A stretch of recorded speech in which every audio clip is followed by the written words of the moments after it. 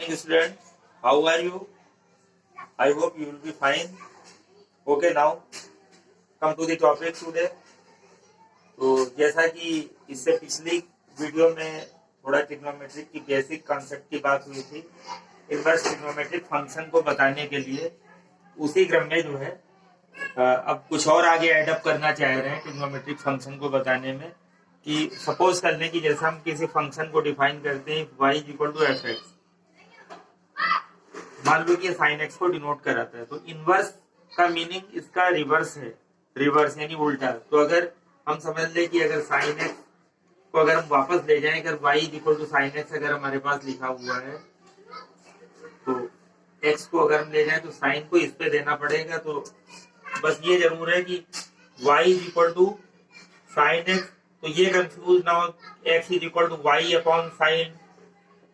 Sign अपने में complete कुछ भी नहीं जब तक कि उसके साथ एंगल का पार्ट ऐड या रोल अपना प्ले नहीं करना शुरू करेगा। ऐसे नहीं लिख सकते, यानी ये लिखना जो है ये नोटेशन गलत हो जाएगा। लिखना है तो y के इन्वॉल्वमेंट पे साइन ऊपर ले जाना पड़ेगा, यानी हमको ये लिखना पड़ेगा साइन इनवर्स y। तो ये कॉन्सेप्ट नहीं लिखना है। y is equal to sine x, then what is x? तो x मींस साइन को नीचे नहीं ले जाएंगे, साइन को इनवर्स के साथ में y पे देंगे, यानी साइन इनवर्स y। दूसरी बात आप जरूर ये समझे रखें कि अगर सपोज कर लें कि sine x is equal to half है हमारे पास, तो हम सभी जानते हैं कि हाफ कब पड़ेगा साइन में। अगर एक राउंड के अंदर की बात करें तो 30 डिग्री या π/6 पे बोला जाता है। तो अब sine x is equal to half, तो अगर हम x को लिखना चाहें तो साइन को इसके ऊपर ले आए, यानी x is equal to sine inverse half. तो what is the value of sine inverse half? तो हाफ कब पड़ता है हमें ये ढूंढना है, और जब पड़ता है वही एक राउंड के अंदर में, तो कब पढ़ना है? π/6। अदर देन दैट ये आगे भी पढ़ सकता है मतलब हाफ वैल्यू जो है ये आगे भी दे सकता है। वो ASTC के हिसाब से हम अपना डिसाइड कर सकते हैं कि कहाँ पे और हाफ मिलेगा। अब सपोज कर लें कि sine x is equal to half, then x is equal to क्या? तो यहाँ पे हमें देखना पड़ेगा कि अगर ये प्लस का है तो हमें उस क्वाड्रेंट में जाना पड़ेगा ASTC, यानी साइन कहाँ पे पॉजिटिव है। A फॉर ऑल पॉजिटिव, यानी यहाँ पे साइन पॉजिटिव पड़ जाएगा। S यानी सेकंड वाले में भी साइन पॉजिटिव पड़ जाएगा। इसका मतलब हाफ वैल्यू सिर्फ और सिर्फ हमारे पास यही नहीं है, π/6 ही नहीं है। इसके अलावा भी हमें ट्रेस करें तो एक यहाँ पे प्लस की मिलनी है और एक यहाँ पे प्लस की मिलनी है। तो यहाँ पे कैसे पहुंचेंगे? अगर sine x is equal to half है तो sine x is equal to sine how much? 180 minus 30, क्योंकि 30 डिग्री के साथ कुछ चेंज नहीं होता है। तो sine x is equal to sine 150। तो x क्या आ गया हमारे पास? 150 को अगर रेडियन में चेंज करें तो 5π/6, 5π/6 यानी रेडियन में आ गया। तो यहाँ पे देखें कि अगर हाफ जो था वो दो तरीके से आंसर दे रहा था। एक तो हुआ π/6 और एक और क्या हुआ? 5π/6। ये तो 360 डिग्री के अंदर है, एक ही राउंड के अंदर में मिल गई। तो यहाँ पे प्रॉब्लम या कंफ्यूजन ये आता है कि वैल्यूज कौन सी लिखें। तो ये पॉसिबल वैल्यूज कहलाएंगी एक राउंड के अंदर की, these are the possible values. लेकिन ये है कि जब बोला जाता है कि प्रिंसिपल वैल्यू लिखिए, तो प्रिंसिपल वैल्यू में फिर हमें इसमें से एक को लेना है, और वो कौन सी वैल्यू लेनी है अभी आगे चल के हम आपको टेबल में क्लियर कर देंगे कि जो उसकी रेंज में पड़ती है वही उसकी प्रिंसिपल वैल्यू कहलाती है।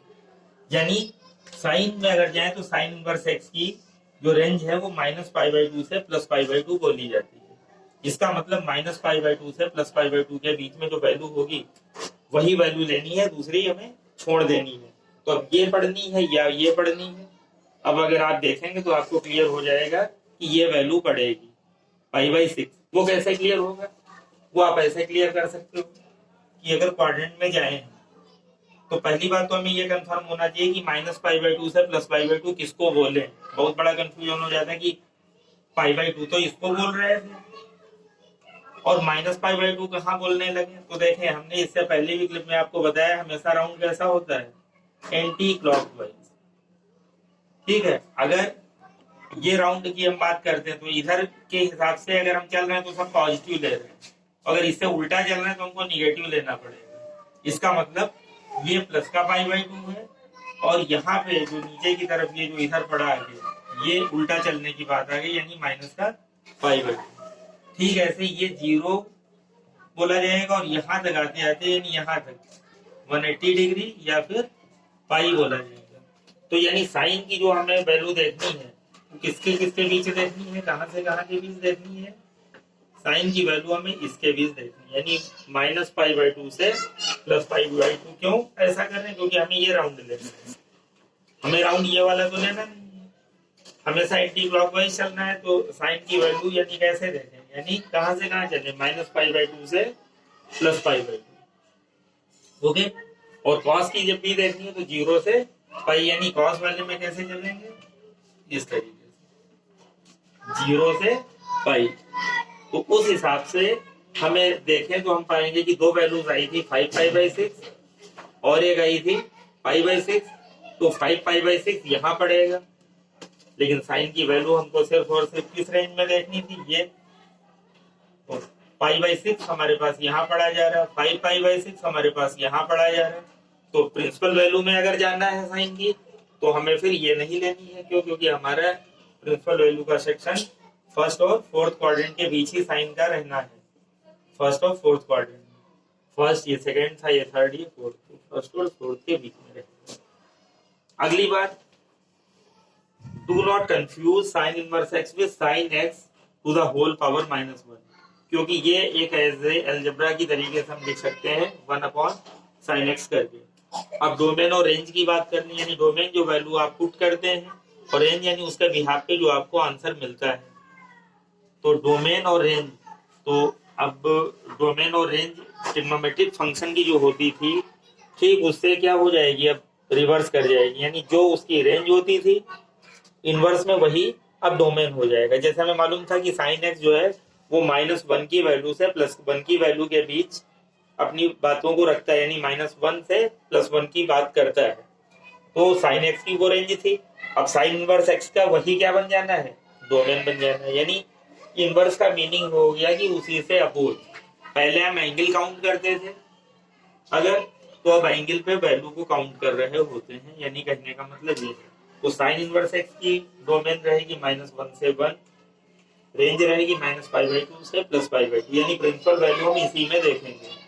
यही tan के साथ भी यही रहेगा -π/2 से +π/2, लेकिन इसका डोमेन क्या है, आर मतलब real values, real numbers, real में सभी आ जाते हैं एक ही छत के नीचे, यानी सारे अगर हम काउंट कर लें, यानी नेचुरल, होल नंबर, ठीक है, इंटीजर्स, नेगेटिव, पॉजिटिव और जीरो इंटीजर सब, और जो है यानी रेशनल और इरेशनल, यानी सारे नंबरों को अगर काउंट कर लें तो सब किस में काउंट हो जाते हैं, रियल, यानी रियल की छत के नीचे सब आ जाते हैं। तो tan इनवर्स x का डोमेन क्या है, ऑल दोज नंबर्स, यानी सभी आ गए, और रेंज उसका -π/2 से +π/2 रहेगा। कोसेक इनवर्स x पे चले जाएं तो सारे रियल नंबर्स में वो हटा दें जहां जहां पे इसकी वैल्यू इनफाइनाइट दे जाएगी। अब साइन 1 देता है 90 पे, तो cos 90 पे 1/0 यानी इनफाइनाइट दे जाएगा, इसलिए कोसेक में वो वैल्यूज हटा के बोला जाएगा। यानी सारी रियल वैल्यूज रहेंगी, लेकिन वो हटा दें जिसपे वो इनफाइनाइट वैल्यू देता था, उस चीज को हटा के बोलना पड़ेगा। और इसका अपना रेंज जाएगा वही 0, क्योंकि 0 वाली एंगल पे ये जो है वो वैल्यू एग्जिस्ट नहीं कराएगा। कॉस में अगर जाते हैं तो कॉस का वही डोमेन रहेगा जो साइन में चलता है, और इसका रेंज अपना जो रहेगा वो 0 से पाई, यानी इस लाइन तक देखेंगे, यानी यहाँ से यहाँ कॉस की वैल्यू को हम लोगों को देखना होगा। अगर हमारे पास दो वैल्यू आ रही कॉस विल, तो हमें प्रिंसिपल वैल्यू देने में जो फर्स्ट और सेकंड में पड़ेगी वो वैल्यू सेलेक्ट करनी है, थर्ड और फोर्थ वाली छोड़नी रहेगी। ये कॉस का रहेगा। ऐसे कॉट में माइनस वो ऑल रियल नंबर्स हो जाएंगे, और रेंज उसका वही रहेगा 0 से पाई, यानी जो कॉस का है उसी तरीके से। और सेक वाले में भी हमें सिर्फ और सिर्फ हटाना पड़ेगा π/2 2 हटाना पड़ेगा, क्योंकि पाई बाई 2 पे ये इनफाइनाइट वैल्यू दे जाता है, उस चीज को हटा के बाकी इसकी वैल्यूज काउंट हो जाएगी। फिर एक बात आती है कि हम लोगों को प्रिंसिपल वैल्यू और जनरल वैल्यू के बीच में थोड़ा क्लियर रखना चाहिए। प्रिंसिपल वैल्यू एक्चुअली किस में बिलोंग कर जाएगी, रेंज में, यानी अगर कहीं प्रिंसिपल वैल्यू निकालनी है तो हमें रेंज के अंदर की वैल्यू बतानी पड़ेगी। तो principal value belongs to the range. तो ये कॉन्सेप्ट बिल्कुल क्लियर रखें, यानी आपको सबकी रेंज क्लियर है तो आप उसकी प्रिंसिपल वैल्यू बता देंगे। और जनरल वैल्यू जैसा कि क्लास 11 से पढ़ते हुए आए हैं, general value of sine x is equal to sine n pi plus minus power n alpha. अगर साइन को साइन से कंपैरेटिवली अगर हटाते हैं तो एक्स बोलेंगे, तो x is equal to n pi plus minus 1 to the power n alpha. यहाँ पे एन जो है वो कोई भी इंटीजर लिया जा सकता है, 1 2 3 4 माइनस का भी या प्लस का भी कोई भी जा सकता है। जनरल वैल्यू ऑफ कॉस का ऐसे चलता है 2n पाई प्लस माइनस अल्फा रहती है, 2n पाई प्लस माइनस अल्फा। अगर कंपेयर में एक्स को देखें तो 2n पाई प्लस माइनस अल्फा रह जाएगा, कॉस से कॉस कंपेयर में हट जाएगा। General value of tan x is equal to tan n pi plus alpha. और यहाँ भी कंपेयर में अगर tan को tan से हटा देते हैं तो n पाई प्लस अल्फा रह जाएगी। एक बात और आती है कि अगर सब स्क्वायर में दी हुई है identities, sin square theta is equal to sin square alpha, cos square theta is equal to cos square alpha, and other one tan square theta is equal to tan square alpha. In each and every case we had general value as in the form theta is equal to n pi plus minus alpha. It is applicable for sin square as well as for cos square as well as for tan square theta also. Each and every give the same result as theta is equal to n pi plus alpha. Okay students, in the next lecture I will give some more tips for the ITF. Okay, have a nice day.